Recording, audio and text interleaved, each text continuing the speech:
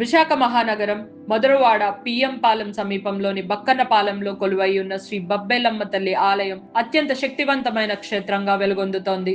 రోజు వందలాది మంది భక్తులు అమ్మవారిని దర్శించుకొని మొక్కులు చెల్లించుకుంటారు. ముఖ్యంగా స్థానికులు బక్కన్నపాలెం గ్రామాన్ని కాపాడుతున్న శక్తిగా శ్రీ బబ్బేలమ్మ తల్లిని ఆరాధిస్తుంటారు. అందుకనుగుణంగా ఆ ప్రాంతం దినదిన ప్రవర్ధమానంగా వెలుగొందుతూ ప్రజలు సంతోషంగా ఉంటారు. శ్రీ బబ్బేలమ్మ తల్లి ఆలయం విశిష్టతను గురించి స్థానికంగా పలు రకాల కథనాలు వెలుగులో ఉన్నాయి. బబ్బేలమ్మ తల్లిని ఈ ప్రాంత ప్రజలు తమ గ్రామాన్ని కాపాడే రక్షక దేవతగా భక్తి శ్రద్ధలతో పూజిస్తారు. ఆరోగ్యాన్ని ప్రసాదించడంతో పాటు ఆపదల నుండి తమను రక్షించే దేవతగా అమ్మవారిని ఆరాధిస్తుంటారు. ఈ ఆలయానికి ఉన్న ప్రత్యేకత ఏమిటంటే ప్రతి 12 సంవత్సరాలకు ఒకసారి అత్యంత వైభవంగా బబ్బేలమ్మ తల్లి జాతర నిర్వహిస్తారు. ఈ ఉత్సవంలో వేలాది మంది భక్తులు చుట్టుపక్కల గ్రామాల ప్రజలు పాల్గొని అమ్మవారికి ఘటాలు సమర్పించడం, గరగలు, తప్పెటగుళ్ళు, భక్తి ప్రపత్తులతో ఊరేగింపులు, అన్నదాన కార్యక్రమాలు నిర్వహిస్తారు. పూర్వకాలంలో బక్కన్నపాలెం ప్రాంతం దట్టమైన పొలాలు, కొండల మధ్య ఉండేది.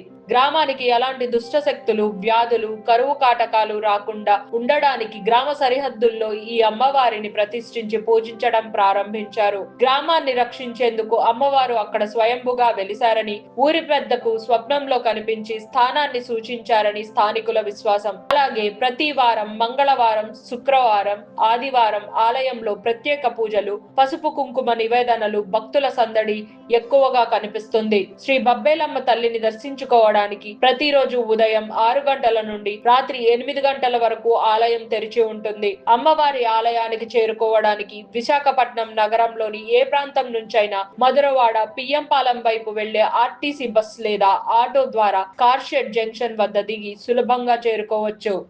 నా పేరు తమ్మిన బాను. శ్రీ శ్రీ బబ్బేలం గుడి దగ్గర నుండి ఇలాగ సేవ చేస్తాను. గత 3 సంవత్సరాల కిందట అమ్మవారి గుడికి వచ్చాను. భవానీమాల్లో వచ్చేగా అమ్మవారు చూస్తే అసలు దీపం కానీ ధూపం కానీ ఏమీ ఉండేది కాదు. అసలు చూస్తేనే ఏటి అమ్మవారిని ఇలా వదిలేస్తారు రోజు అని చెప్పేసి ఆ లెక్కలో ఉండేది.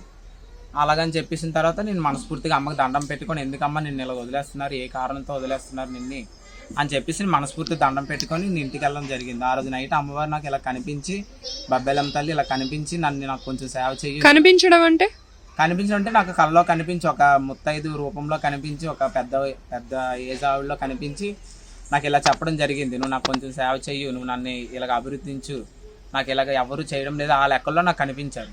కనిపించిన తర్వాత ఆ రోజు మంగళవారం నుంచి నేను మంగళవారం మార్నింగ్ 4 కల్లా వచ్చి అభిషేకం చేసి అమ్మవారికి రెడీ చేసి అలంకరణ మొత్తం నేనే చేస్తాను. ఇక్కడ ఏదైనా నేనే చేస్తాను ఇక్కడ. అయితే అలా జరిగిన బట్టి తర్వాత ఒక 3 వారాలు అలా ఉండిపోయాను. నేను కొన్ని కారణాల వల్ల ఉండిపోయిన తర్వాత మళ్ళీ అమ్మవారు నాకు కనిపించి, ఇలా వదిలేస్తున్నావు, ఎందుకు వదిలేస్తున్నావు, ఆ లెక్కలో మళ్ళీ మాట్లాడాడు బబ్బేలమ్మ తల్లి.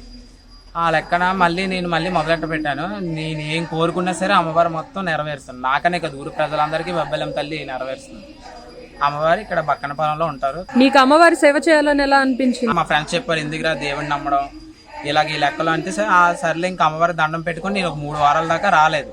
రాబోయేసరికి అమ్మవారు కూడా కనిపించి, నువ్వు ఇలా చేస్తున్నావు, నువ్వు తప్పనిసరిగా రావాలి, సేవ చేయాలని లెక్కలో అమ్మవారు నాకు మళ్ళీ కనిపించడం జరిగింది. భవానీమాల్లో కూడా నాకు ఒకసారి అమ్మవారు నిజంగా రూపం కనిపించింది. అమ్మవారు గజ్జల సౌండ్తో నిజంగా ఒక అమ్మవారు ఎలా పక్కలే ఇల్లుట్టు అనిపించింది.